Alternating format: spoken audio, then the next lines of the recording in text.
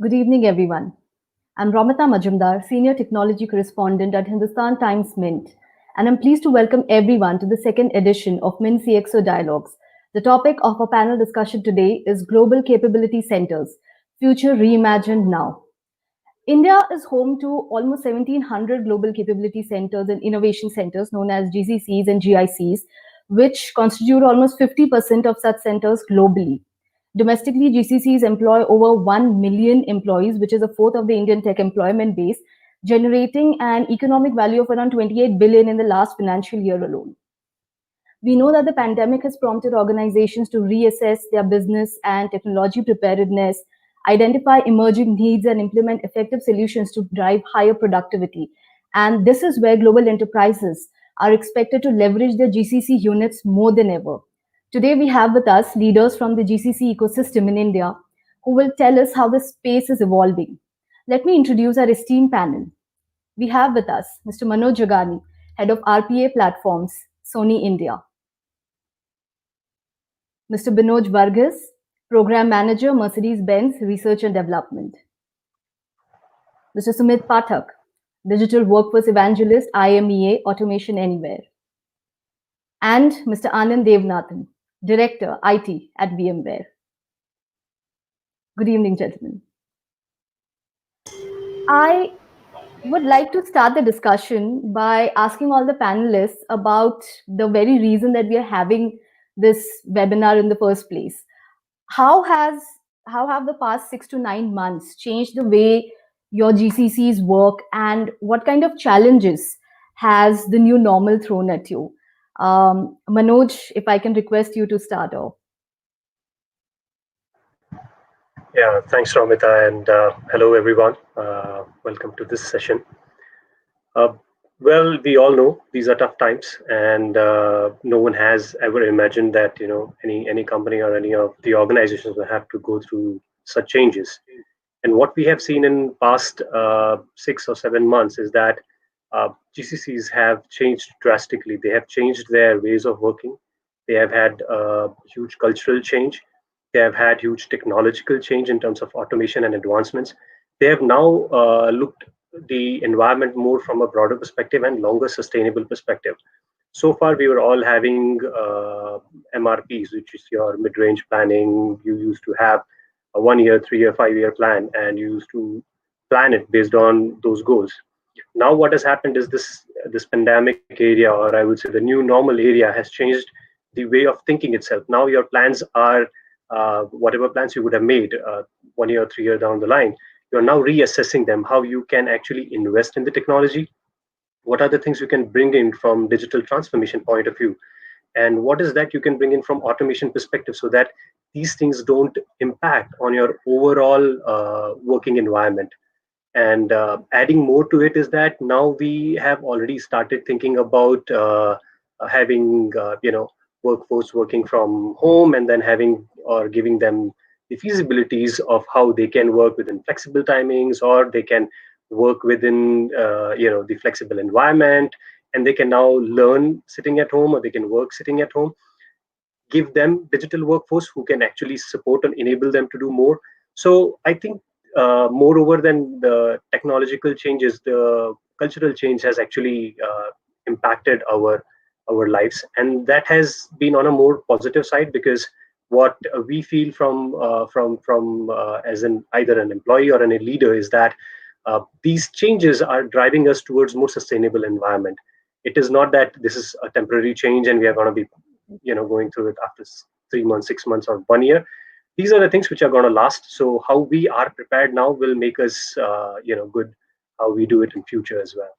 So if I sum it up in all, is that yes, a lot of cultural as well as digital changes have happened, and companies have come forward to experiment on the things which they were earlier taking time or thinking that we may or may not do it 3 years down the line. They might be doing it right now to get over with this period as well. Got it. Binoj? Yeah, so just to start this discussion, I would term this as an uncertain time, we are traveling through a kind of an uncharted territory where we've never seen a pandemic of this sort in our generation. We got to experience this, and so while we started this. In March, I would want to quote, as I think Manoj already mentioned about the cases of the GCC as such.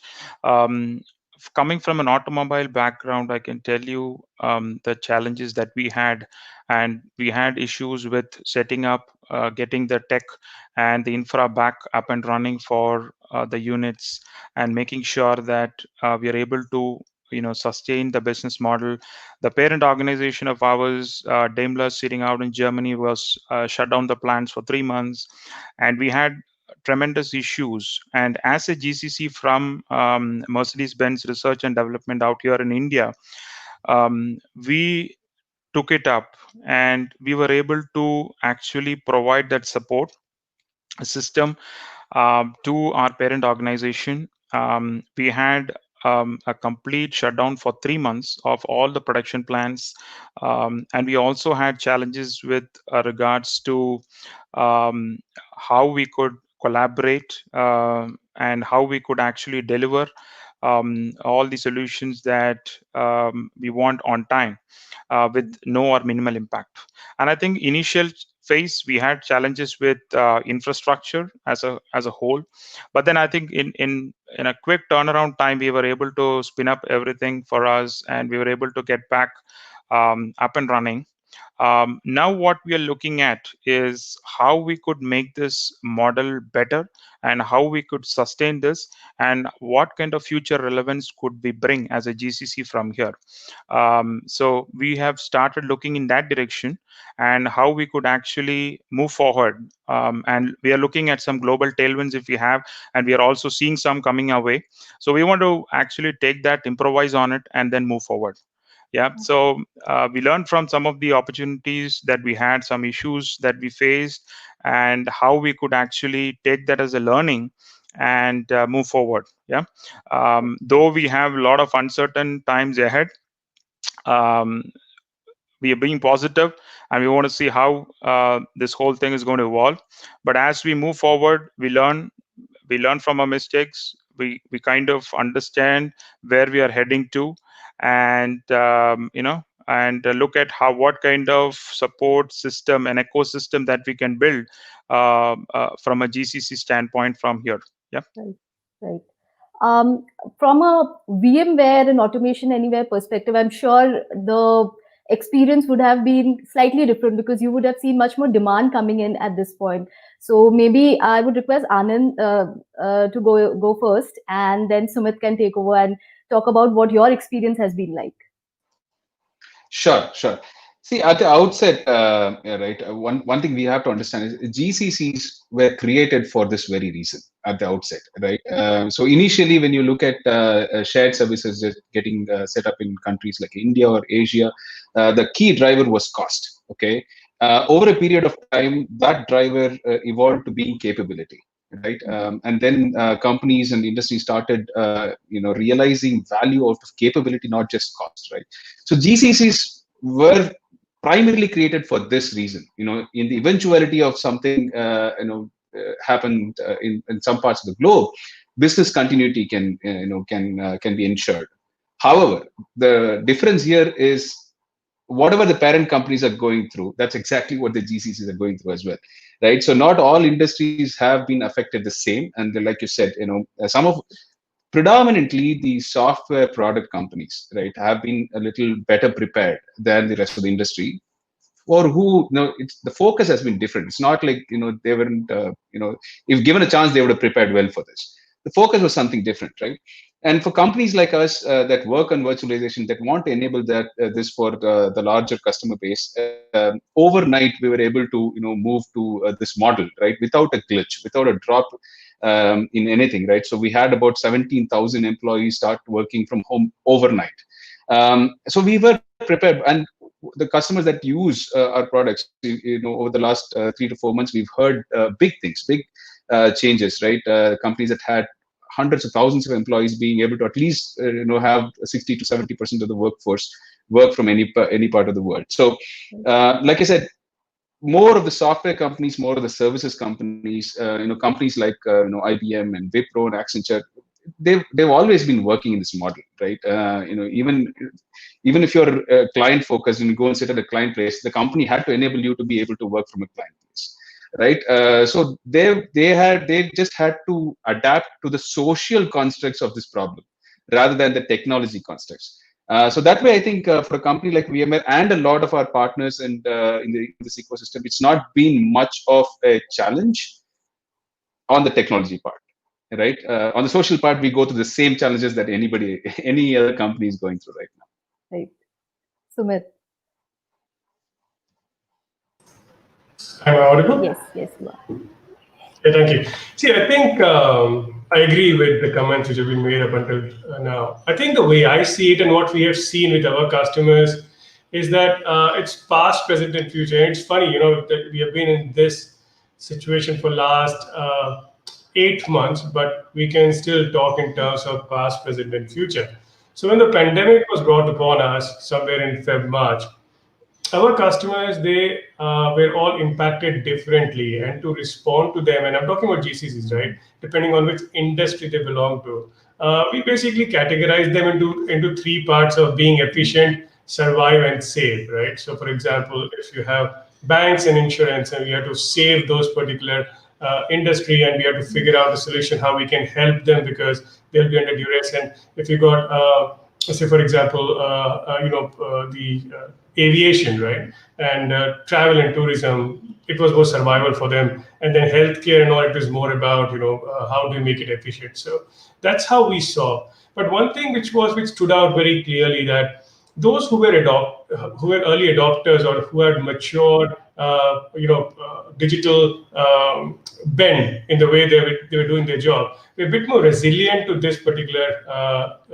effect. Now it is unprecedented. We know that the entire globe has not gone into a lockdown. So you do not have this BCP ideal situation where one side is shutting down, the other one is coming up. Everything has gone down at the same time. But if you had digitally managed your process as well, that basically weathered a bit of a storm. It became a bit of a soft landing for them, and that was good because the processes became a bit more resilient to these sort of external influences, right? So that's the present situation which we are seeing. And now the future, as it has been mentioned, that the behavior has changed, and we're not going to go back. It's not a blip. It will continue to remain, and we have to now adjust. The new normal will also not remain new normal. It will become the normal, right? And in the normal, we are not going to go back. Like I know a lot of GCCs, they are now permanently looking at having a distributed work environment, right? They're not looking at coming back into the one office. And so this is also, the necessity is mother of all invention. And because of this arm twisting as a result of this pandemic, a lot of old habits were basically broken, and we were pushed to try something new, which have worked, right? And I believe, and we will talk about it more in this session, but I believe we'll continue in that path. Right, right. So, sustainability is something that pretty much everyone mentioned. Going forward for GCCs, I think the key performance parameters will be in terms of how agile everyone is across their business continuity solutions, across innovation, employee productivity, sourcing strategies, all together to create maximum value for the global parent, basically. So, but there's also this concern, right now there's increasing scrutiny over costs in the current economic situation. And I mean, in terms of GCCs, what are the steps that businesses are taking, or they are implementing at present, or may have already implemented to some extent, that will help to justify and optimize the cost models across existing processes? I think Binoj can take this first. Okay. So what we have done, as you rightly mentioned, we have been discussing about costs, how we could actually look at an efficient cost model. The first step I think that we have taken is around, one is we have businesses from developing countries coming down here, as part of a cost measure that's taken in their home countries. So we are actually seeing a sudden influx of work coming out here to the GCC to be executed, which means we are getting additional work here, right? While I say that, the second point is about the automation and the operational efficiency. So we have a program that we look at something which we are called as twice as fast, which is looking at organization level and looking at how we could bring in operational efficiency, how we could cater products which are self-service with minimal support. With that, we already had an initiative back in 2018, and it has been ongoing, wherein we have been looking at bringing in operational efficiency through automations, through the various tools that are in the market, and also in-house automations.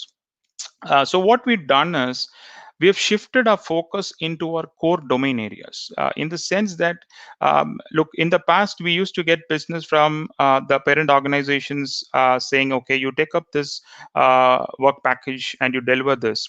But what we wanted to actually achieve is become a more strategic a player here, take up not just the technology, but also the domain expertise, right? So what we've done is we are doing a paradigm shift in terms of relocating the resources from those operational activities to our core domain areas. Yeah. Now, what this helps is we are actually moving them to a more strategic role. At the same time, we are also trying to build in that efficiency through the automation measures that we have put in place. Yeah. So in a way, it would help the resources to actually work on challenging work, and also help the organization get through the current situation that we are in. So as an organization as a whole, we have a very good support from our parent organization in terms of how we are pivoting this and how we are driving this. While I talk about this, there is another initiative that we have done wherein we looked at our data centers across the globe, and we kind of found that we cannot run this on our own. And this is not our area of expertise. And at looking at economies of scale, we probably will not be able to reach there. So what we've done is we actually have partnered with other GCCs within India who could actually run this for us at a global scale. Yeah.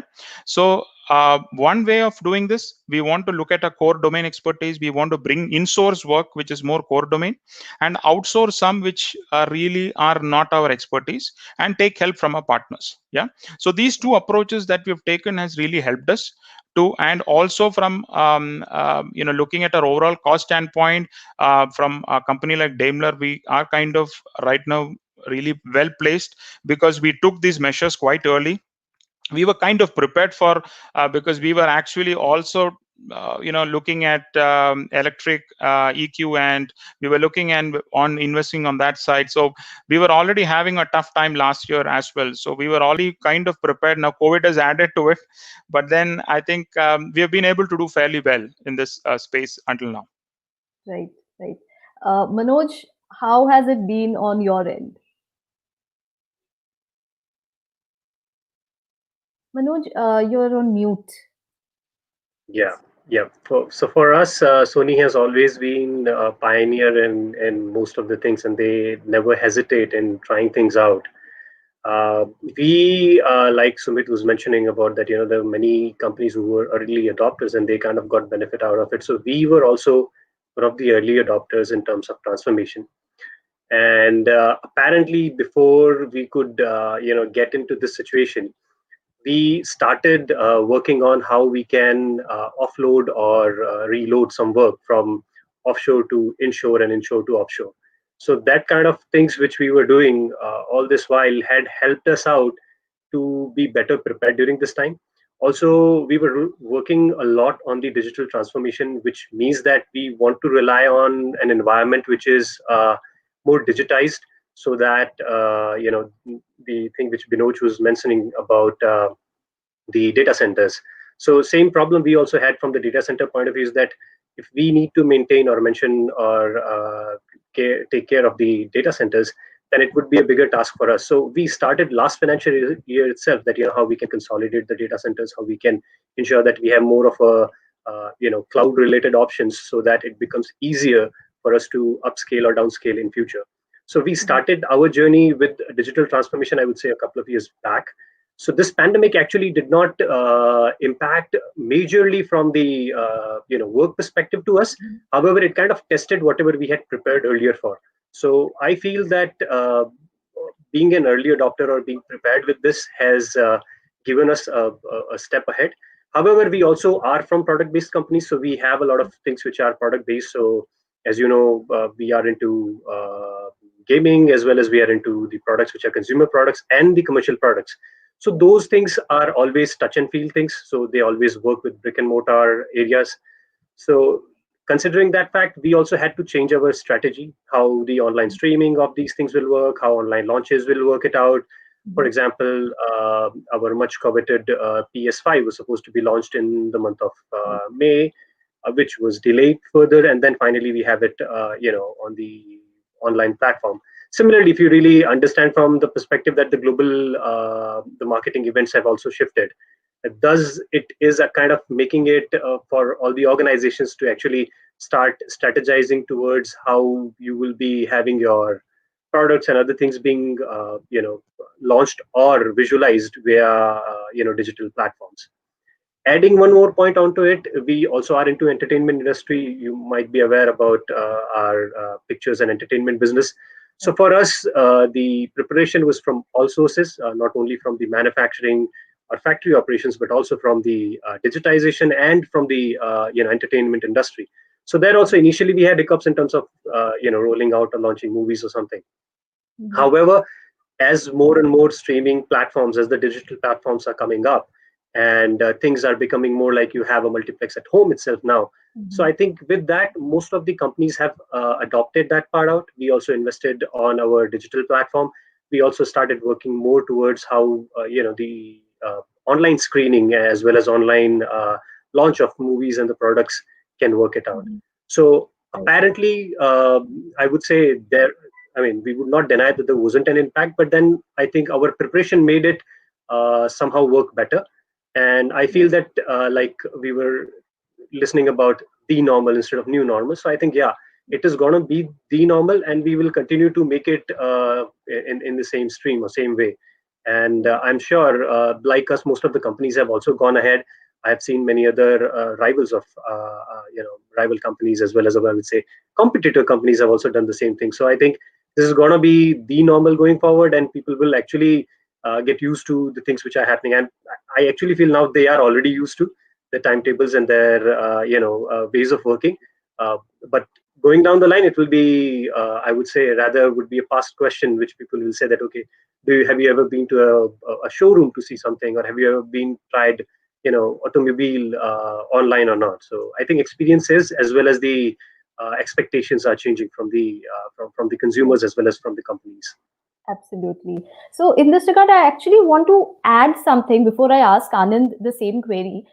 I mean, even from a client perspective, you would have seen changes in the way clients approach cost, about how they want to spend on things. So what was the observation for VMware?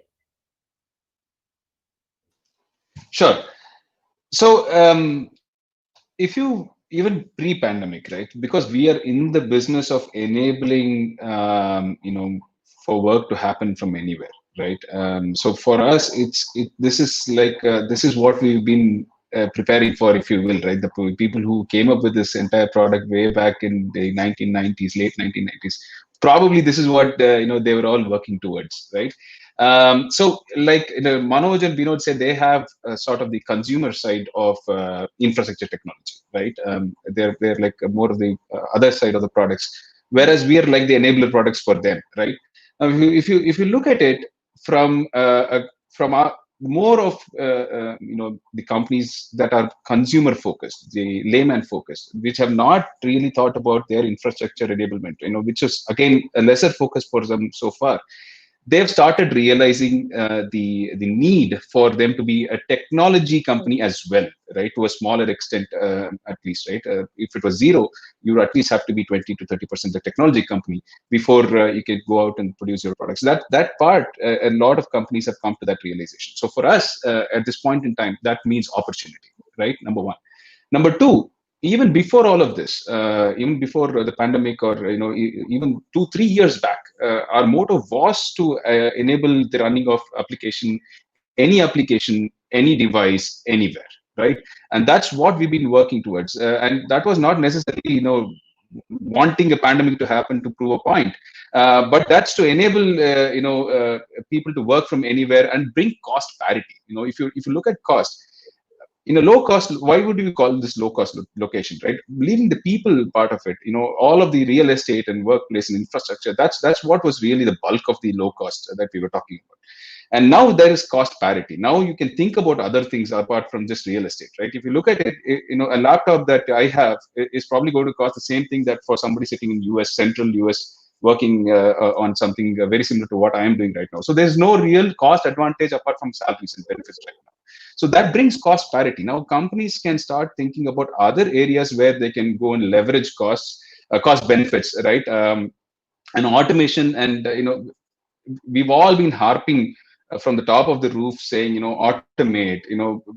A lot of companies have rested on their laurels. They know they knew what they were doing. It worked for them.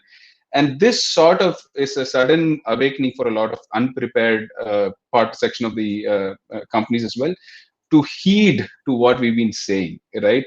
Irrespective of pandemic, irrespective of anything, this was the way that you bring parity in the world as well, right? Let's not talk about low cost locations and bulk service locations where you augment, you hire people for bandwidth. That was 10 years back. We have to move away from that. Talent can be found anywhere, and that itself is a cost leverage, right? So that's the paradigm shift that we as a company, that our technology problems are not as big as somebody else's. So we are able to now focus on what other cost parities we can bring.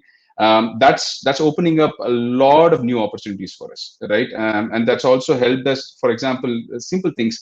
We've never had pay zones in India, right? Whereas in US, it's already been structured, for example, right? If Central California and so on, they form the zero zone for us. And as you expand, you probably have lesser costs on salaries and benefits. India never had such a definition. Now, if I was to enable people to work from somewhere else as remote as in the northeastern part of India and so on, because I find talent there that I can use, I need to again enable them to sort of have pay parity and so on. So all of these definitions, so it's opened our vision to a lot of new things that we can experiment with, given that the technology problems are not as big as some of the like Binoj was saying, and they had to focus on something that they haven't so far because their industry is totally different. They're going after something else. Now they have to bring up a technology part. So for us, it's opened up a lot of new opportunities. Absolutely. And I think automation has been the key word for businesses across the board over the past few months. Like, it was always important, but lately every other business has realized how important it is, not just for their businesses to grow, but also simply for businesses to survive. And the pandemic has kind of proved it.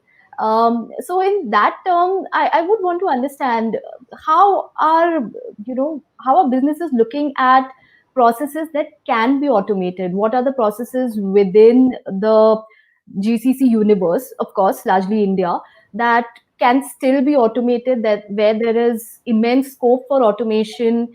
And basically, what are the areas that are ripe for value addition through automation? And I would like to throw it to automation anywhere. Thank you. I think it's been designed for us, I guess, so I'll just take that. So I think first thing first is GIC, as Anand also spoke about that. Previously, it was high volume, low value activity was there, right? And it's still there to an extent.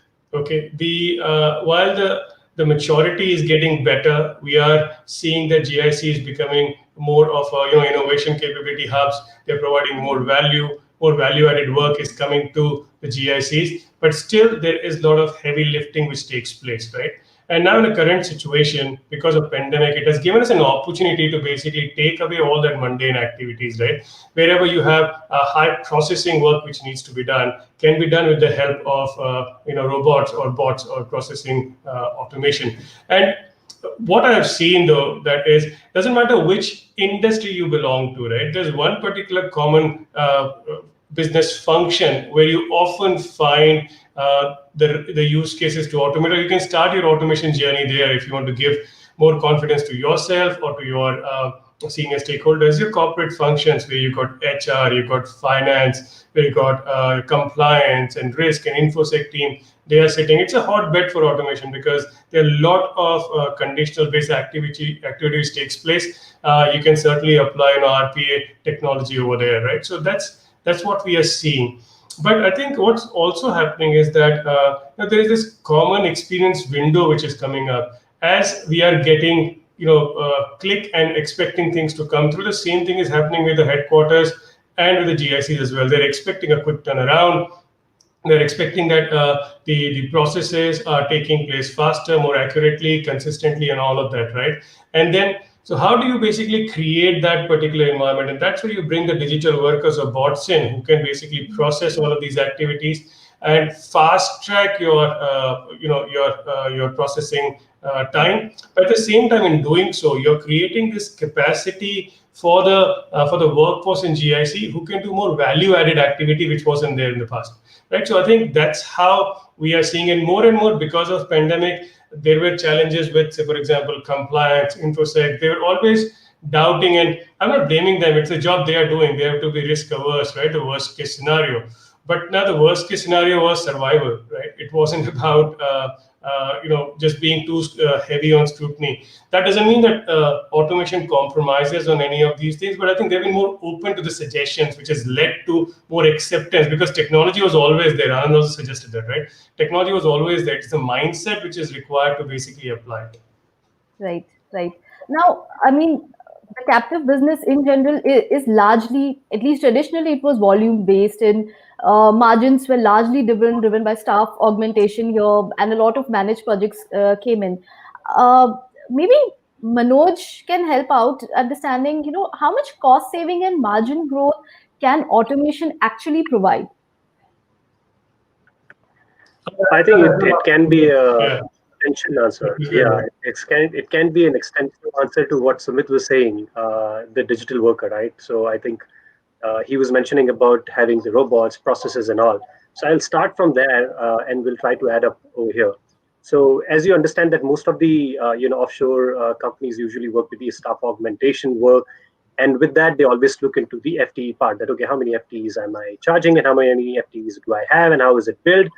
And based on that, the margin, and then you have your incurred cost, and then you kind of come up with a cost that okay, this is what going to be my resource cost for this particular band. Now, what has happened lately is that we know that globally, pandemic has impacted global businesses. When the global businesses are impacted, the amount of investment which would have happened during the financial year would have surely reduced. So instead, let's say if I was earlier looking at investing $100 into something, maybe now I'm looking into investing something around $80. The reason being that $20 is something which I'm kind of keeping as part of the COVID impact, and which I wouldn't have planned it last year when I was doing it.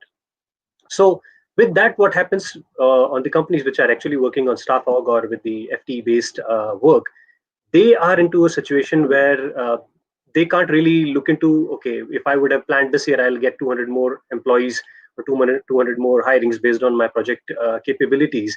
And now if the cost cutting is happening globally, I would not be able to get those 200 resources. Moreover, with the environment right now, it is people are slightly skeptical in switching from one company to another. They want to specifically remain to one just to make sure that okay, they are not at a risk. So what gives them an option is right now to go with the robot. What they can do is infuse a robot, and which we many of the companies have already started doing it, and which we feel is the right way to going forward. So where you feel that you can bring in enablers to your resources. For example, right now my FTE worth work which is being done, and out of which 50%, and most of the times I feel that 50 to 50 60% work can be automated, it can be given to the bot. So what I will do now is, earlier I might be charging of one FTE to the offshore company and to the captives. And when I'm charging that one FTE worth work, now I'm bringing in a bot which is relatively quite cheaper than a human resource whom you would be infusing in your company. So that one robot is now an enabler. He's a digital workforce, or it is a digital workforce in your company. That digital workforce is somehow giving you that cost parity, that okay, you might not be having one resource and then margin and then something else as a cost, seat cost and other things. So what cost you will bring in here is that resource and your infra cost. So resource and infra cost will be your FTE cost now. How you will take the benefit of that, the $20 which has been reduced is by, you would have had projections of 200 employees to be hired. Now you hire, let's say, around 100 employees, infuse in 100 robots. Those 100 robots will somehow give you that cost saving which you have gotten for, which you would not have to pay for. First is the seat cost. Second is for a cost related to the, hiring and other HR related work. Third is that you would have to give them certain other devices and other things. With the virtualization and digitalization, I think these robot infusing or the having a digital workforce is actually helping companies to actually look more from staff augmentation to actually hybrid staff augmentation, which is your robot and staff being your overall employee base. And adding one more point over here is that having robots is somewhere adds as an asset and a liability at the end of the day. The reason being, you would be having knowledge with the robot, and that robot will take care of all the knowledge which you have it, and you keep on infusing multiple robots as and when they come in. So for you, once you are into that automation journey, I think it becomes far more easier to just plug and play more and more robots, and then define your profit and loss accordingly on your staff aug model. Got it. Got it. So there's also something here that maybe Binoj can add to it. How can, when we are talking about all of these automation processes coming in, to what extent is it able to generate new areas of revenue generation for the parent organization? Is that something that you've been working with? Yeah. So I can give you some examples to start off with. I've been using Automation Anywhere's competitor UiPath, mostly our and in fact, Sumit, I am talking to Amit Sood and looking at some opportunities for Automation Anywhere as well. So just to give an example, how we do this is, I have a process which takes today 4 days for me to complete, right? Now, if I do my use a bot and I'm able to bring it down to 4 hours, that's some kind of an efficiency that I've generated, right? So what we do is, over a year, we say, okay, for this 1 year, this is the work package that will be delivered by this GCC for this particular project, right? Now, when we induce these bots and the efficiency that we generate out of this, what we do with that is we try to take additional work package from a parent organization at zero cost and deliver that as well, in addition to what we actually already agreed. So eventually what we're doing here is, one is we're bringing in efficiency, removing the manual processes, and on top of it, what we're doing is we are actually delivering more value to them. Additional work packages are being delivered, right? So this is one way we're approaching the scenario.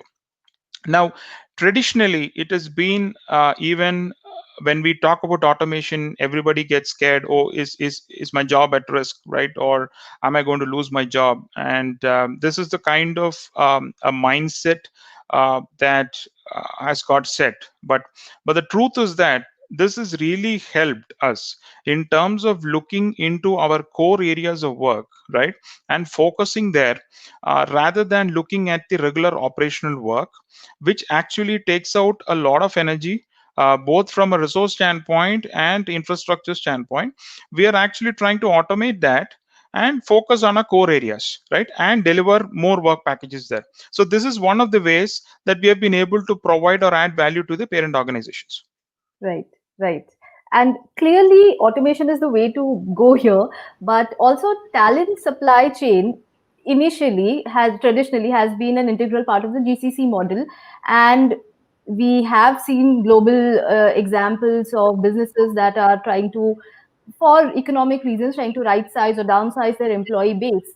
Now, coupled with automation, as we keep increasing the share of automation in the organization, as well as the rapidly changing talent requirements.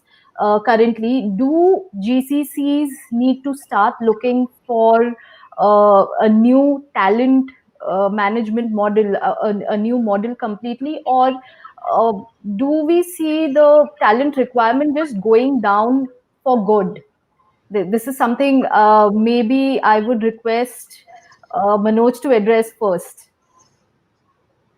Well, I think on the talent area, we all understand one point from hiring perspective, or from from demand perspective, is that we always look into the resources with highest skill, even though the work is not that high. And we hire saying that I'm looking for an AI ML guy, but I'm not going to be giving him the AI ML related work. So now what has happened? The perspective has changed. What I've seen lately is that now our requirement is more succinct. We are going with the requirement that okay, we need to hire the resource with this capability, and we are okay if the person does not have the let's say 60% is the capability, and 40% is what we will make them understand. With that, we also understood that in this time things are very I would say um, unstable. What we have seen is we have given offer to 10 people, and all 10 have accepted the offer. However, the people who join are 5 out of them, or sometimes it's hardly 2. uh, what is happening is that people in this uncertain scenario are actually looking into all the options possible and joining in. So our talent acquisition team, what they have done along with us is that they are looking into more grooming things out with not exactly matching skills, but however around 50 to 60% match, and then groom them.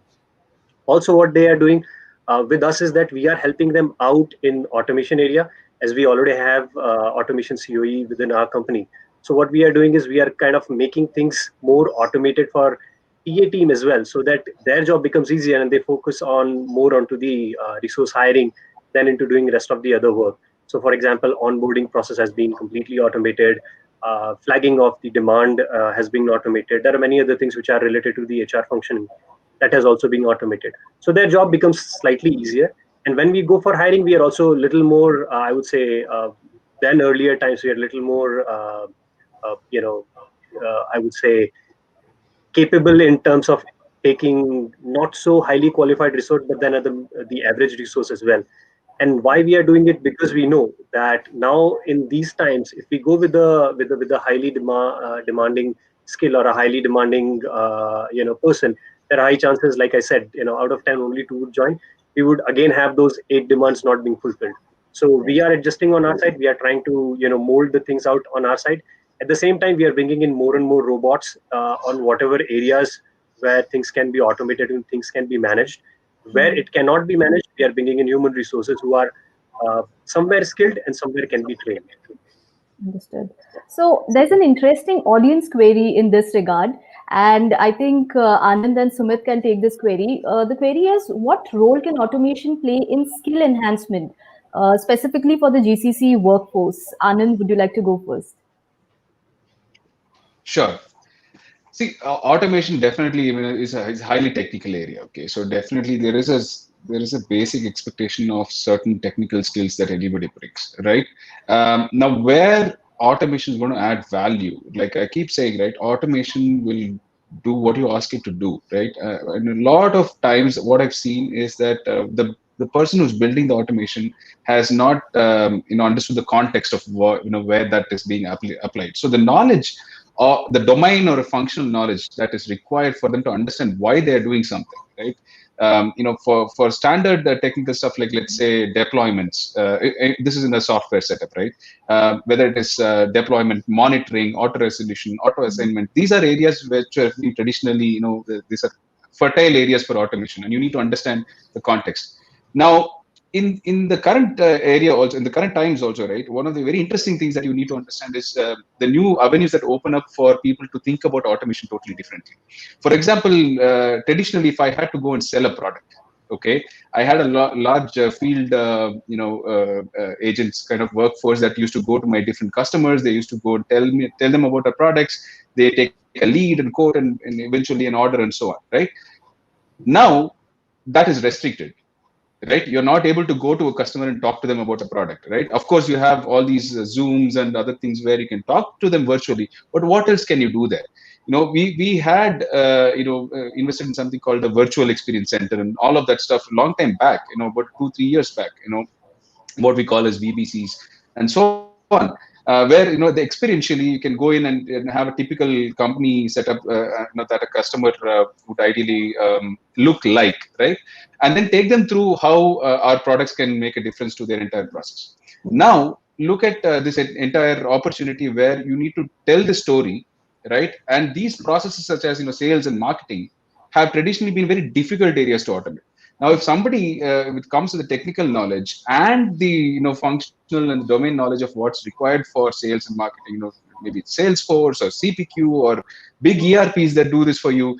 If you have that background, right? So that's an augmented skill that an automation engineer needs to start developing, right? So the domains that they can expand into and sort of have these new opportunities and new areas of skill is tremendous right now. So automation by itself, probably is going to give you a straightforward set of technical skills. But if you start looking around it, the skills that you can go after are like tremendous. So I think that's how people should start thinking rather than just the engineering aspects of it. They also need to start looking at the domain aspects of it, and then there's no end to how much you can learn and what skills the entire automation area can add for you. Sumit, your take on this? Yeah, sure. Thank you. Very interesting question, actually. So I think for me, first thing first, that you have to continue upskill yourselves. There's no substitute to it. Okay. Just I think, and the now there are different avenues through which you can do, and the organizations are also setting aside some time for their employees to get upskilled and reskilled. That's a great thing. I think you should avail that and go for it. Right. That's one. Second, see if I can wear my practitioner hat. So, prior to joining Automation Anywhere, I have worked in 2 GCCs and set up their automation COE. What I had seen is that, in 2016, when I started automation journey in one GIC, it was about involving the SMEs and training them on how to do RP. And I'm talking about process automation. It's not very complex, right? Now, as we move and we fast forward and we come now, the new resources who are joining are far more digitally native. They are very comfortable with technology. That's one. But the technology has also evolved significantly. Now we've got low-code, no-code solutions which are available, right? Which enables the program or the automation program to completely become federated, and you go deep into the SME space to let them automate, right? So that's where then the upskilling and reskilling starts. Previously, they were doing the processes and there was a central team who was helping to automate. Now, because they are a bit tech savvy, they are technically comfortable, let's put it this way, the technology has become very simple. So there's a good marriage there, right? Because of which they're able to start their own automation journey. That's that. Third most important point is, now think about this. You're a team leader. You had 5-6 people working for you. Now, because of automation, you've been able to do more work. You take more work on board, but you also have digital workers with you. Right. So previously, while you had 5 human workers, now you've got, say, 4 human workers and 3 digital workers. So that's reskilling of that manager level has to also take place to understand that, okay, in the current human bot collaboration setup, how do I manage this? What are the expectations from me? How do I ensure that I'm able to provide the same productivity efficiency to my stakeholders? So that is another side of upskilling which is required. Right. So one other thing would be, this would specifically be to Binoj and Manoj, in terms of the fact that consumer sentiments for automobiles and consumer goods, we just know things have been bad because it is an economically critical situation. But do you think there are any global tailwinds here that could probably assist the way Indian GCCs get projects or generate more business? Also, this comes specifically because, at the beginning of the discussion, we did speak about how a lot of projects from the developing countries are coming to India. So maybe Binoj can take this first. Yeah. So the model that we work is that we have in a parent organization, Daimler. We have a lot of suppliers who work closely, collaborate, and work. And this has been historically that's been the trend. Now, and they'd like to work in that model. Okay, though we say we are one of the largest R&D centers out here in India, they were most closely collaborated. They like to talk the German language. They like to collaborate closely in that location. But now what has happened is with this pandemic, cost has been one of the big factors to look at for them in the near term. So we have seen at least a 30% uptick in terms of a lot of businesses being sent over to us here to be taken over net new from now on until the mid of next year. So we have a lot of transition projects in the pipeline which we have taken. We are actually struggling now because we are lacking resources to actually pick it up. So we have some positions which we have opened up to bring in the skill that we need, so that we could actually cater to this requirement. Yeah. So in that front, yes, we are seeing good uptick, and we are seeing that these businesses are coming over here. Just to quote on the automobile industry as such, until the end of Q2, we are kind of seeing some uptick in some regions, especially China market is opened up, so we're kind of seeing some kind of uptick there. But the rest of the world, yes, we are still fingers crossed. We had a new S class launched a few weeks ago, so we're looking at, and we're betting on it, and we're hoping that things turn for the good in the coming months. Yeah, so it's very important that the economy opens up. Yeah, the consumer mindset has changed. What is a need versus what is a luxury, right? Do I need it now, right? So that question will always be there. So cost models have definitely been one of our priority items for discussion, and how we could actually move forward. But yes, to answer to your question, yes, we have seen a good amount of work packages coming down here. Right. Manoj, what is your observation here in terms of businesses coming to India? Well, I would actually rather put a different perspective here. What I feel is that this pandemic is not only for the company; it's for consumers as well.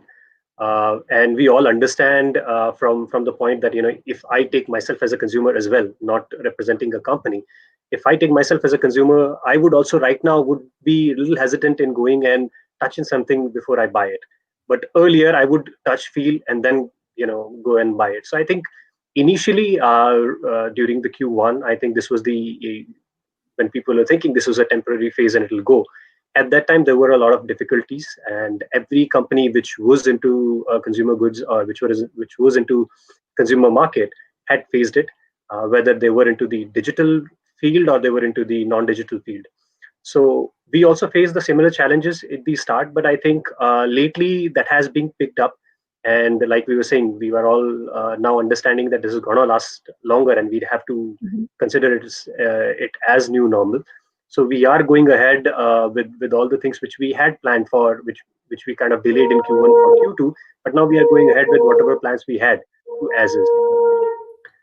Adding a point onto the part where we are talking about, is it going to get benefited, or are we going to be getting any benefit out of business moving on this side?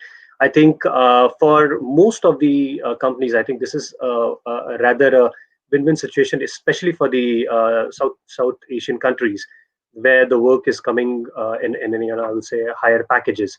For example, I'm not only going to be talking about India, but I think in Philippines as well, we have seen a lot of traction happening for the work.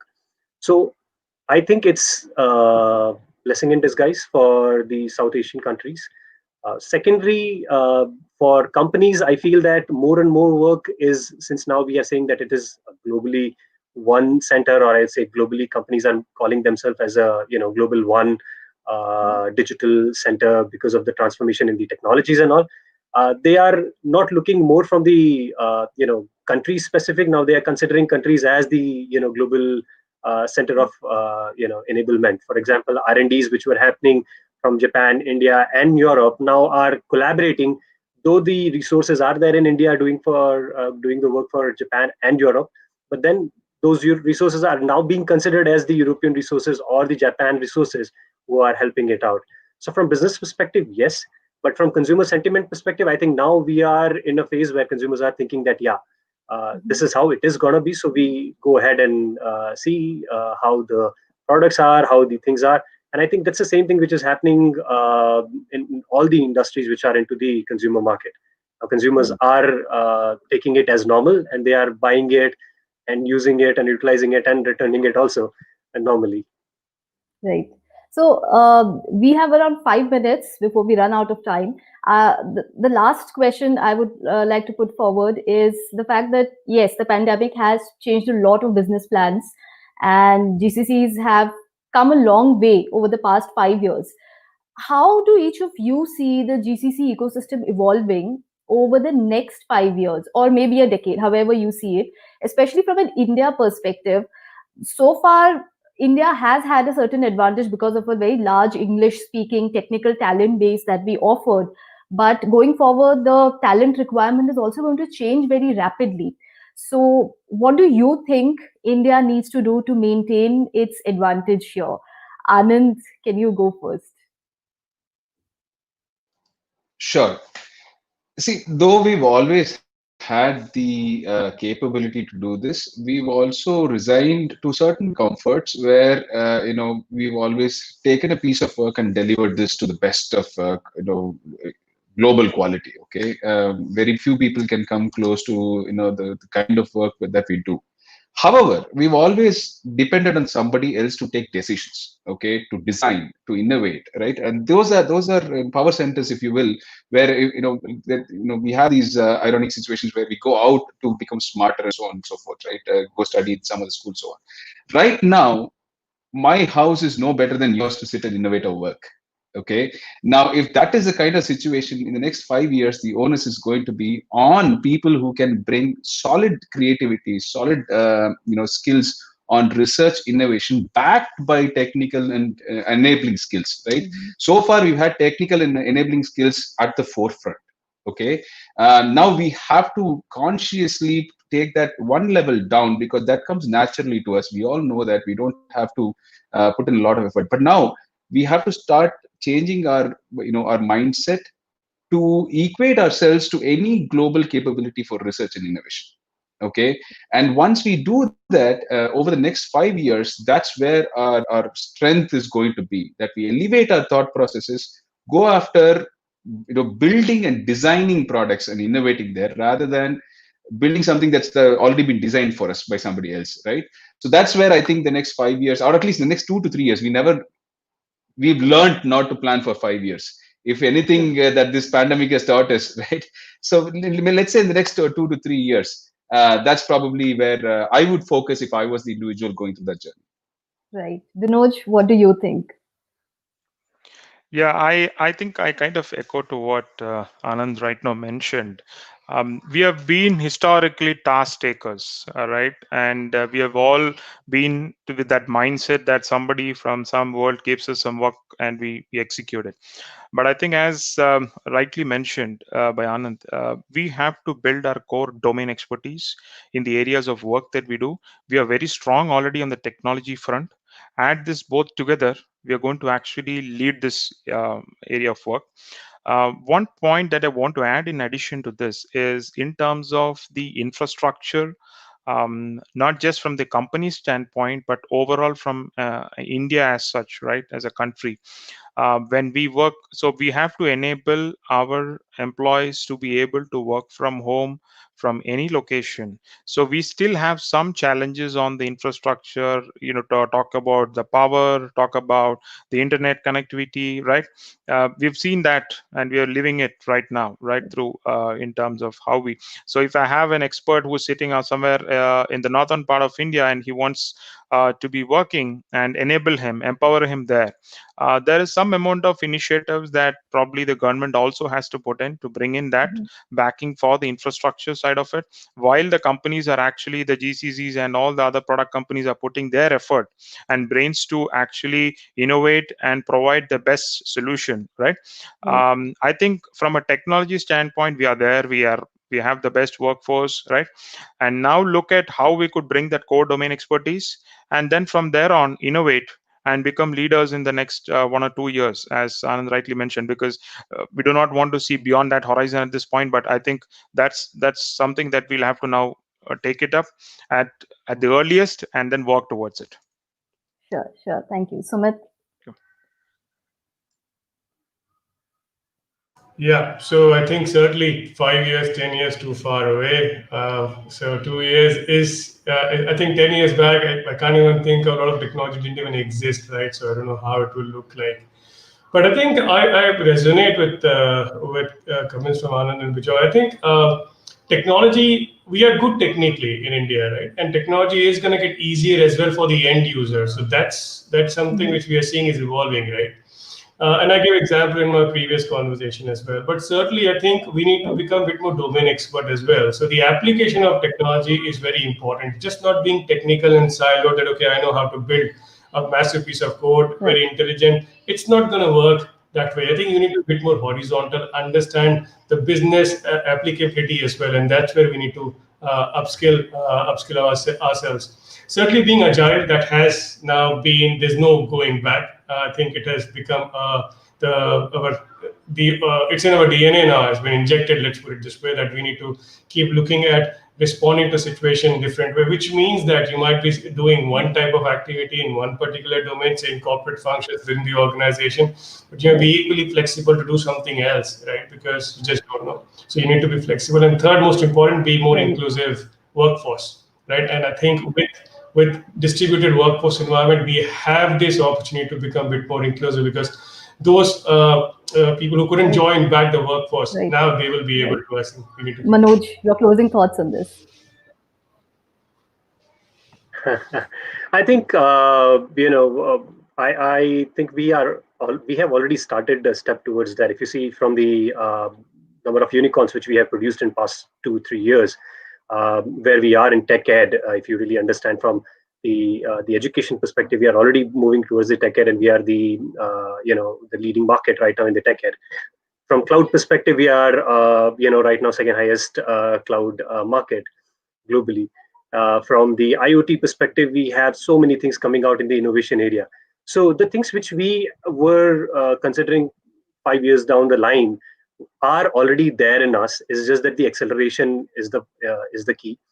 There is a hump which has come in between. I think this is a tough time for mostly startups who are actually looking towards it, and the unicorns who are actually trying to see that how we can add more and more innovations into the perspective. However, I feel that maybe 4 or 5 years down the line, we'll have huge potential in the IoT business. We'll have huge capabilities around AI and ML, because I have seen colleges in past a couple of years have started giving the courses and doctorates in the AI and ML areas. We have seen a lot of traction towards the virtualization, which means that now people are thinking that how it started way back in US and all that. Garages were the innovation centers, and they became huge companies. For example, you take Facebook, Dell, Microsoft. Similarly, I think we have also started that path. Maybe 4 or 5 years down the line, we will see more and more unicorns coming in, where we are standing right now behind China and Israel and US. We would be somewhere at the top. We would somewhere at the top in terms of IoT and connected devices. And with 5G coming in, I think a lot of things will happen with, I would say, with the innovation and the speed area as well. So we will have more networking speed, which will make things more possible for all the GCCs. And innovation is the key, which all the colleges nowadays, when I go for campuses and all all the colleges, if you see the type of projects the new students or the new guys are doing it, I think the innovation would be a driving factor down the line.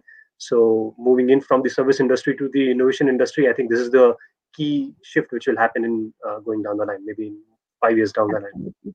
Absolutely. Thank you so much, gentlemen, for sharing your insights at the Mint CXO Dialogue. I hope our audience found it insightful as well. And that's all from Live Mint today. Thank you all for joining us. Have a good evening. Thank you. Bye. Thank you. Bye. Thank you. Bye-bye. Bye bye.